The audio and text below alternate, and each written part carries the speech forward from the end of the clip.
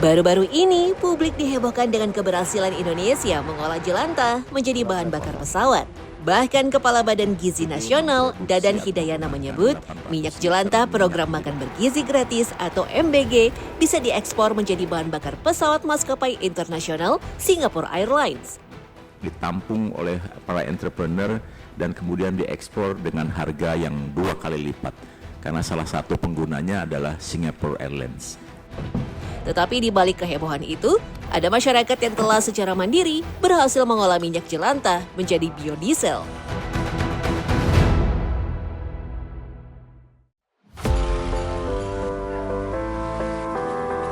Inilah kegiatan dapur SPPG yang nyaris setiap hari mengolah menu MBG untuk kawasan Pagelaran Ciomas, Kabupaten Bogor. Untuk menyajikan menu yang variatif, pemakaian minyak goreng pun menjadi hal yang wajib. Dalam sehari, dapur SPPG Ciomas Pagelaran bisa menghabiskan 96 sampai 120 liter minyak goreng. Kalau misalnya penggunaan minyak goreng itu kebanyakan kita buat buat nabati itu kebanyakan kita digoreng. Nah kalau misalnya hewani itu ada beberapa yang menggunakan minyak goreng. Nah tergantung ya, kita itu tergantung bahan bakunya, tergantung jenis masakannya apa, dan berapa banyak itu tergantung dari jenis bahannya.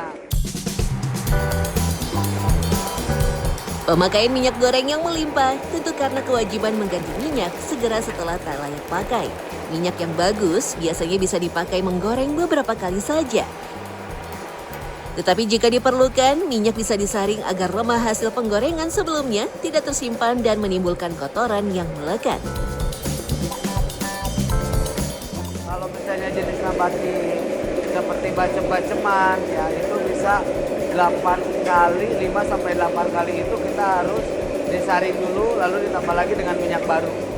Nah kalau itu biasanya dari jenis makanannya itu berbeda-beda. Kan kalau misalnya bacem itu kan berbumbu, menimbulkan itu minyak itu cepat kotor. Dalam sebulan, rata-rata dapur akan menghabiskan setidaknya 1.900 sampai 2.400 liter minyak goreng.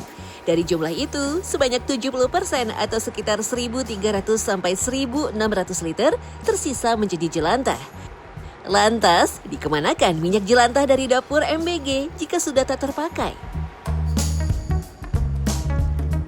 Nah kalau sistem pengumpulan di sini biasanya minyak udah nggak kepake itu biasanya saya tampung di kontainer, Mbak.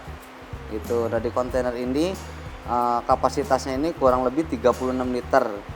Nah nanti kalau misalnya udah ada 4 kontainer ini kita bisa disuplai ke supplier atau pengepul. Nanti dia akan mengambil minyak-minyak jelantah ini. Meski berlabel minyak bekas pakai, jelantah ternyata masih punya nilai ekonomis yang cukup tinggi. 1 liter jelantah biasanya dijual dengan harga Rp5.000. Dengan catatan, jelantah yang dihasilkan tidak terlalu hitam. Dalam angka maksimal, dapur MBG bisa mendapatkan Rp3.600.000 yang bisa dibelanjakan kembali untuk kebutuhan sembako. Banyak sih Pak manfaatnya dari pihak dapur, sangat terbantu juga oleh pengepul minyak. Cuman kan kita tuh jadi pembuangan limbahnya itu kita teratur, jadi diterima sama pengepul, lalu sama pengepul itu dimanfaatkan sih Pak. Gitu. Jadi nggak dibuang begitu saja. Nah kalau misalnya dari pengepul itu yang saya tahu ya, dari pengepul yang sering diambil itu dia diolah menjadi bahan bakar sih Pak. Gitu. Bahan bakar kendaraan. Dengan 15.000 lebih satuan pelayanan pemenuhan gizi di Indonesia, jelantah yang dihasilkan bisa mencapai 24 juta liter. Jumlah yang bisa mengisi penuh 4.800 truk tangki BBM kapasitas kecil. Karena itulah berbagai inovasi pun dihasilkan untuk memanfaatkan jelantah. Salah satunya adalah memanfaatkan jelantah sebagai bahan baku dari bahan bakar penerbangan alternatif yang diproduksi dari bahan baku terbarukan. Nah, di Indonesia memang belum ada aturan itu, tetapi dengan munculnya teknologi untuk mengubah minyak jelantah jadi bahan bakar nabati untuk bahan bakar.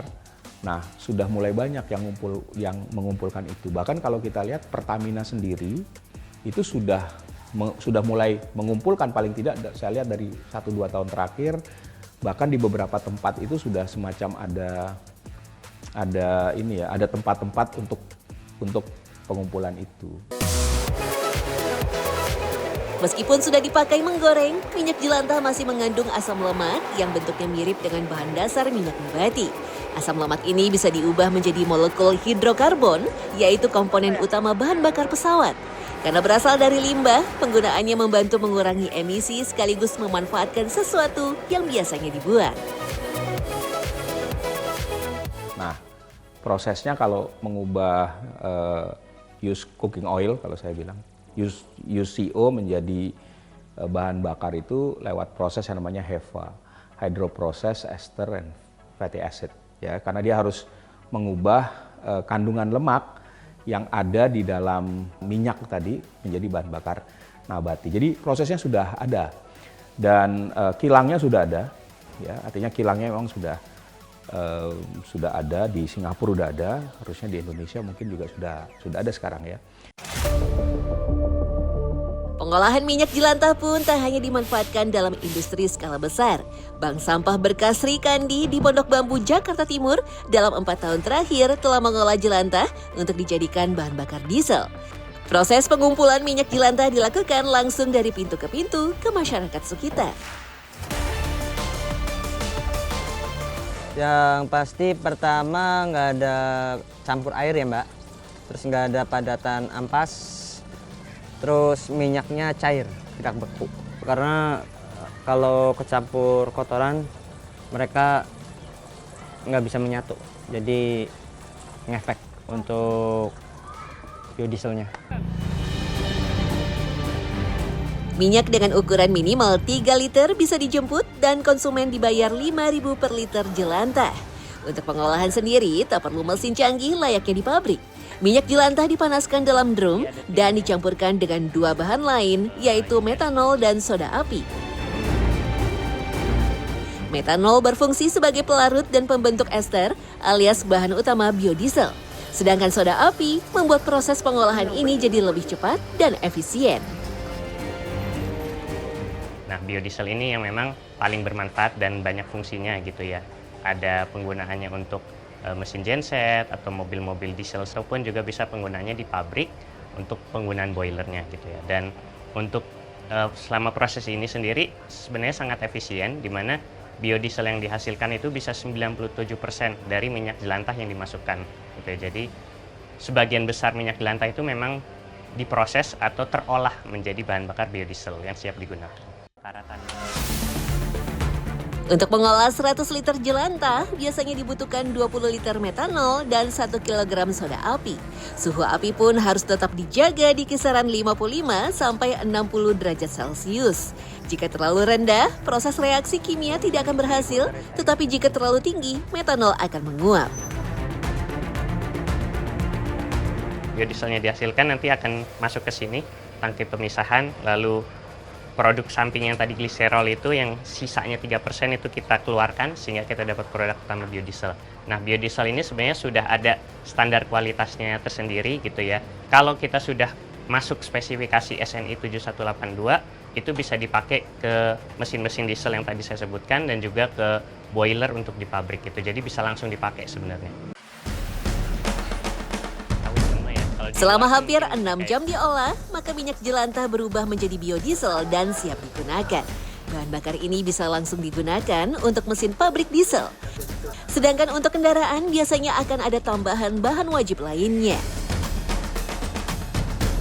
Jadi kalau untuk bahan bakar untuk ke kendaraan diesel gitu ya, mungkin memang kalau di negara kita sebenarnya ada standarnya gitu ya, kisarannya. Ada dulu kebijakan awalnya B10, B20, sampai sekarang itu B40. Artinya biodieselnya 40%, 60%-nya itu solar. Itu khusus untuk kendaraan-kendaraan mobil berbasis diesel seperti itu.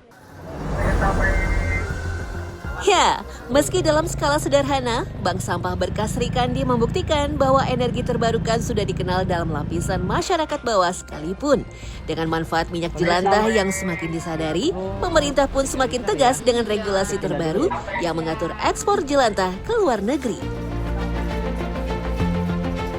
Nah, ini kalau ada insentif ekonomi itu saya yakin akan jalan. Dan kemudian pengumpul-pengumpul itu kemudian bisa memasok ke tadi misalnya kilang membutuhkan dalam hal ini di Indonesia mungkin Pertamina ya. Jadi Pertamina kan bisa setting tuh kalau saya lihat mungkin depot-depot pengumpulan ya, dari sana kemudian bisa dibawa ke kilang.